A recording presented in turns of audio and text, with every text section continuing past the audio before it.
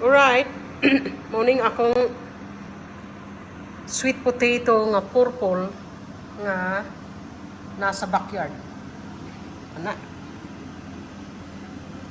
Wa ko nagdahom nga maka-harvest di ko ginani. Ako man lang tong pasagdan kay ramag nga matay na unya. Unya pagka man na man ay unod. So kini kuan siya og color. Mura siya og kini ang tiguwang na siguro whatever. Akong gi kuan unya ang iyang kuan.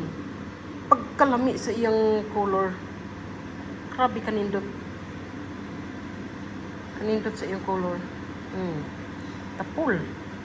So puro ni sila tapul.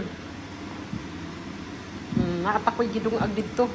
So everybody, pagkugihan mo, maunay inyong harvest. You can harvest anything. You can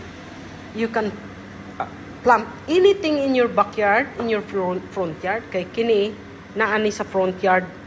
Ako lang nang gibutang sa paso. Unya, wow. Wow. So, wow, look at that. Nagmiog unod. Naapa ko'y gidungag dito. So, nagkinahanlan kong kinilaw. Right? Kini mga lagmi siya, mga gabi ini na ako gi-harvest. Gabi kini karon.